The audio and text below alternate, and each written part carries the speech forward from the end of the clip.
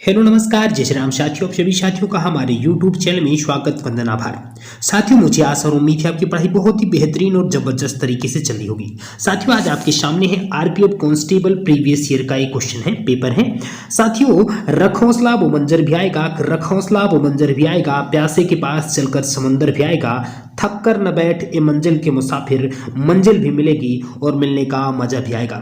साथियों, लगातार मेहनत करते रहिए, सफलता अवश्य मिलेगी। साथियों, आपके सामने है ये पहला पेपर, आपके सामने है पहला क्वेश्चन जो है तो देख लेते हैं।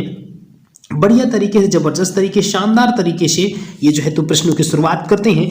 आपके सामने पहला प्रश्न क्या है? पहला प्रश्न है, देख लेते हैं पहले प्रश्न, थोड़ा सा इसको अलग तरीके से रंग ले लेते हैं। ये देखिए, चलिए, हिंदू विधवा पुनर्विवाह अधिनियम किसके प्रयत्नों का फल था? जी हाँ साथियों, प्रश्न क्या है? हिंदू विधवा पुनर्विवाह अधिनियम किसके प्रयत्नों का फल था?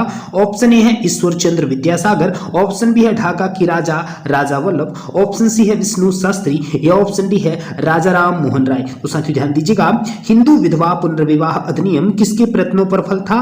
तो जान लीजिए इस प्रश्नों का किसके प्रयत्नों का फल था, तो आंसर हो जाएगा ईश्वर चंद्र विद्यासागर के प्रयत्नों का फल कौन था? हिंदू विधवा पुनर्विवाह अधिनियम। ठीक है, ऑप्शन ए इस प्रश्न का राइट आंसर हो जाएगा। अगले प्रश्न की तरफ चलते हैं। अगला प्रश्न क्या है? राजा राम मोहन राय से संबंधित क्या हो जाएगा? तो राजा राम मोहन राय ने सती प्रथा के लिए इन्होंने आंदोलन किया था। तो सती प्रथा के लिए यदि कोई पूछेगा तो इसके लिए हो जाएंगे राजा राम मोहन राय। और यदि आपसे पूछेंगे हिंदू विधवा पुनर्विवाह तो इसके लिए आंसर हो जाएगा ईश्वर चंद्र विद्यासागर। ठीक है, अगले प्रश्न की तरफ चलते हैं। अगला प्रश्न क्या हो जाएगा? ब्रिटेन के, जी हाँ साथियों, क्या ध्यान रखना है? ब्रिटेन के सहयोग से कौन सा कारखाना निर्मित किया गया था?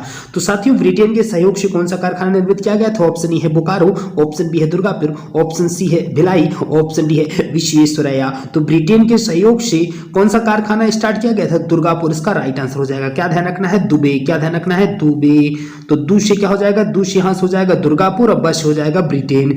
ठीक है, इस तरह से ध्यान रखना है। र से क्या होता है? जैसे राज से हो जाएगा राउरकेला, जैसे जर्मनी। तो राउरकेला की जो स्थापना हुई थी, राउरकेला में जो प्लांट लगाया गया था वो जर्मनी की सहायता से। तो इस तरह से तो ये सारे जो वीडियो है ट्रिक संबंधित, ये भी हमारे चैनल पर अपलोड है, तो आप विजिट करके इसकी भी जानकारी ले सकते हैं। ठीक है, अगले प्रश्न की तरफ चलते हैं। अगला प्रश्न क्या हो जाएगा साथियों? अगला प्रश्न है, निम्न में से कौन सा मूल अधिकार नहीं है? जी हाँ साथियों, इनमें से कौन सा मूल अधिकार नहीं है? ऑप्शन ए है संपत्ति का अधिकार, ऑप्शन बी है समानता का अधिकार, ऑप्शन सी है स्वतंत्रता का अधिकार, ऑप्शन डी है शोषण के विरुद्ध अधिकार। तो साथियों ध्यान दीजिए, इनमें से कौन सा मूल अधिकार नहीं है? तो आंसर हो जाएगा संपत्ति का अधिकार मूल अधिकार नहीं है। साथियों, 1976 से पहले तक यह अधिकार जो था मूल अधिकार की श्रेणी में आता था, लेकिन 43वां संविधान संशोधन जब हुआ था 43 अमेंडमेंट 1976 के तहत इसको जो है मूल अधिकारी की श्रेणी से हटा दिया गया है। ठीक है, तो ध्यान रखिएगा, अब वर्तमान में संपत्ति का अधिकार मूल अधिकारियों की श्रेणी में नहीं है। मूल अधिकारियों की संख्या कितनी है? 6 है।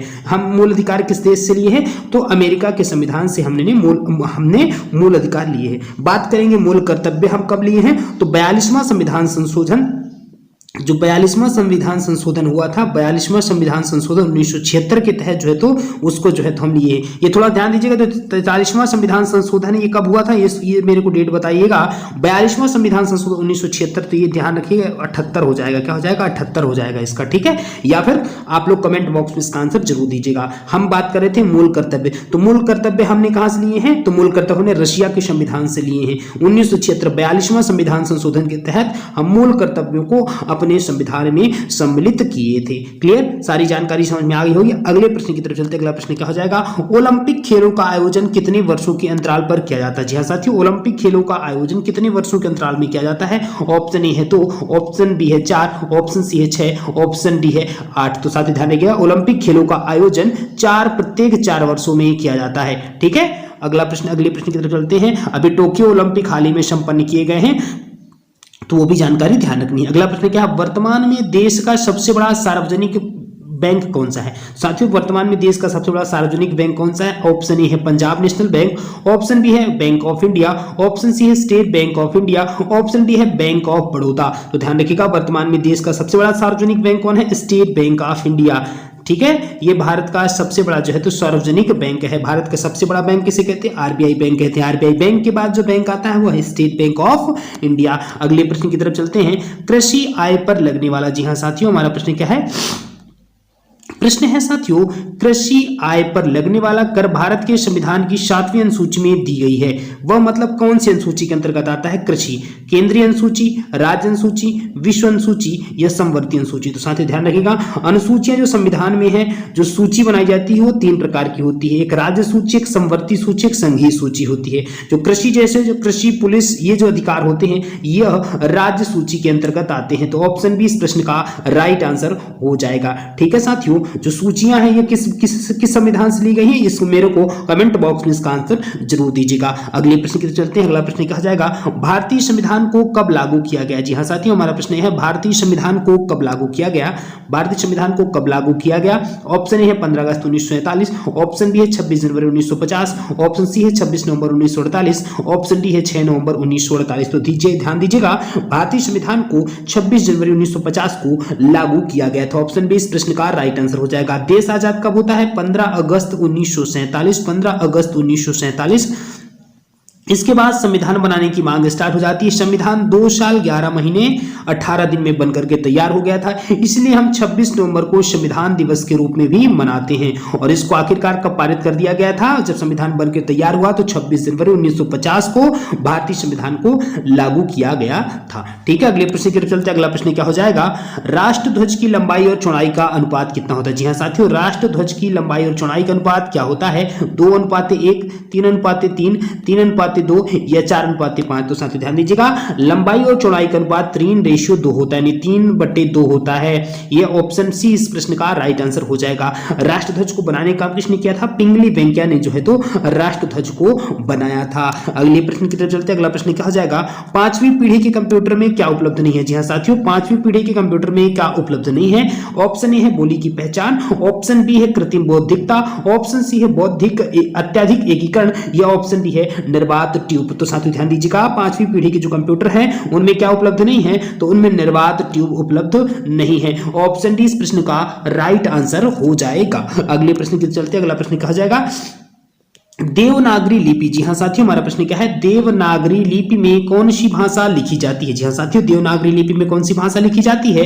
मणिपुरी, भूटानी, नेपाली या उड़िया। तो ध्यान दीजिएगा, देवनागरी लिपि में जो है कौन सी भाषा लिखी जाती है? तो नेपाली भाषा लिखी जाती है। ऑप्शन सी इस प्रश्न का राइट आंसर हो जाएगा। ठीक है, अगले प्रश्न की तरफ चलते हैं। अगला प्रश्न क्या हो जाएगा, संकल्प परियोजना। जी हाँ साथियों, प्रश्न क्या है, संकल्प परियोजना किस उद्देश्य के लिए प्रारंभ की गई थी? निरक्षरता उन्मूलन या एड्स उन्मूलन या पोलियो उन्मूलन या बेरोजगारी उन्मूलन। तो साथियों, संकल्प परियोजना जो है वो किसके लिए स्टार्ट की गई थी? एड्स उन्मूलन के लिए जो है तो संकल्प परियोजना को स्टार्ट किया जाता है। ऑप्शन बी इस प्रश्न का राइट आंसर हो जाएगा। साथियों, जिनमें विद्यार्थियों को मैथ या रीजनिंग से, मैथ से बेसिकली मैं बोलूं तो डर लगता है, उनके लिए मैथ स्पेशल क्लास स्टार्ट हो गई है। वो मैथ की क्लास का हमारे इसी चैनल पर जो है तो विजिट करके आनंद ले सकते हैं। बहुत ही अलग तरीके से मैथ पढ़ाई जाएगी। जिसको भी डर है ना मैथ का, या फिर हवा बनाकर जिन्होंने रखा हुआ कि मैथ कठिन है, उनको इस तरीके से मैथ पढ़ाई जाएगी, शानदार जबरदस्त तरीके से, कि सभी विद्यार्थी मैथ में 35 में से 35 स्कोर करके आएंगे। ये साथियों वादा है, देख लीजिए, एक बार जाके क्लास का आनंद ले सकते हैं। ठीक है, अगला प्रश्न क्या दिया हुआ साथियों, इंटरनेट का पर्याय क्या है? जी हाँ साथियों, प्रश्न क्या है, इंटरनेट का पर्याय क्या है? ऑप्शन ए है गोफर, ऑप्शन बी है इंट्रानेट, ऑप्शन सी है साइबर स्पेस या ऑप्शन डी है वर्ल्ड वाइड वेब। तो साथियों ध्यान दीजिएगा, इंटरनेट का पर्याय, इंटरनेट का पर्याय क्या है? तो आंसर हो जाएगा वर्ल्ड वाइड जो वेब होता है, WWD, जो है वो इंटरनेट का पर्याय है। ठीक है, ये आंसर हो जाएगा ऑप्शन डी इस प्रश्न का राइट आंसर हो जाएगा। अगले प्रश्न की तरफ चलते हैं, ऋग्वेदों में कुल मंत्रों की संख्या कितनी है? जी हाँ साथियों, हमारा प्रश्न क्या है, ऋग्वेदों में कुल मंत्रों की संख्या कितनी है? ऑप्शन ए है 1008, ऑप्शन बी है 1018, ऑप्शन सी है 1028 या ऑप्शन डी है 1024। तो ध्यान दीजिएगा, ऋग्वेद में कुल मंत्रों की संख्या कितनी है? 1018 ऋग्वेद में मंत्रों की संख्या। ऑप्शन बी इस प्रश्न का राइट आंसर हो जाएगा। अगले प्रश्न की तरफ चलते हैं। अगला प्रश्न क्या है, किसी कंप्यूटर का सबसे महत्वपूर्ण हिस्सा कौन होता है? जी हाँ साथियों, हमारा प्रश्न क्या है, किसी कंप्यूटर का सबसे महत्वपूर्ण हिस्सा कौन सा होता है? ऑप्शन ए है आईओ यूनिट, ऑप्शन बी है हार्ड डिस्क, या ऑप्शन सी है सीपीयू, या ऑप्शन डी है मेमोरी। तो ध्यान दीजिएगा, किसी कंप्यूटर का सबसे जो महत्वपूर्ण हिस्सा होता है वह क्या होता है, सीपीयू होता है, सेंट्रल प्रोसेसिंग यूनिट होता है, वह किसी भी कंप्यूटर का सबसे महत्वपूर्ण हिस्सा होता है। ऑप्शन सी इस प्रश्न का राइट आंसर हो जाएगा। अगला प्रश्न क्या साथियों, कौन सी ग्रंथि मास्टर ग्रंथि कहलाती है। साथियों कौन सी ग्रंथि मास्टर ग्रंथि कहलाती है।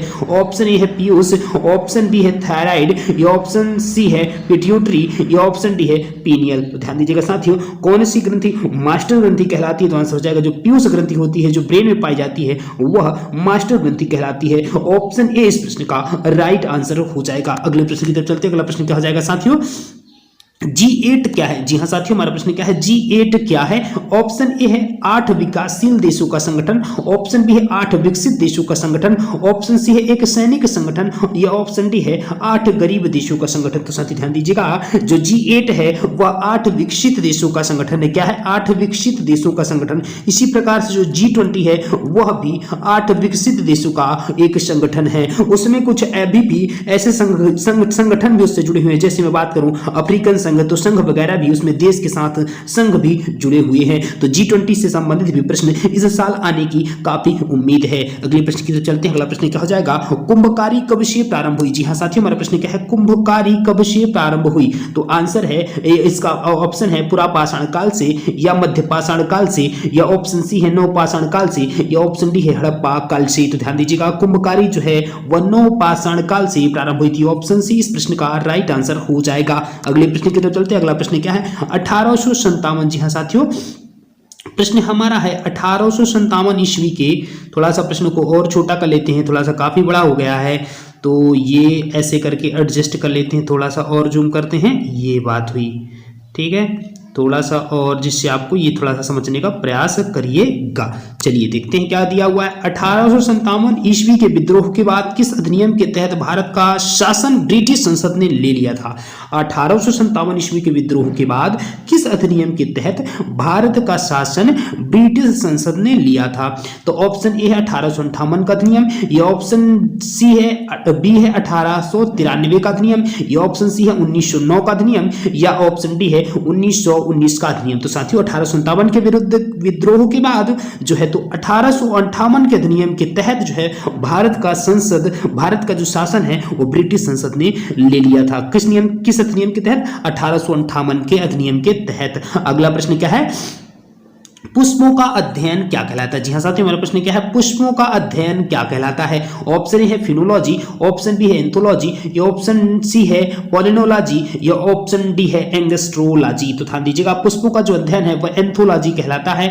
ऑप्शन बी इस प्रश्न का राइट आंसर हो जाएगा। अगला प्रश्न क्या है साथियों, शिव थापा। जी हां साथियों, शिव थापा का संबंध जो है किस खेल से है। शिव थापा किस खेल से संबंधित है। ऑप्शन ए है फुटबॉल, ऑप्शन बी है मुक्केबाजी, ऑप्शन सी है जिम्नास्टिक, या ऑप्शन डी है तैराकी। तो साथियों ध्यान दीजिएगा, जो शिव थापा है उनका संबंध मुक्केबाजी से है। ऑप्शन बी इस प्रश्न का राइट आंसर हो जाएगा। साथियों यदि वीडियो अच्छी लगी हो तो हमारे चैनल को लाइक, सब्सक्राइब और शेयर जरूर करेगा। Thanks for watching this video. जय जय श्री राम।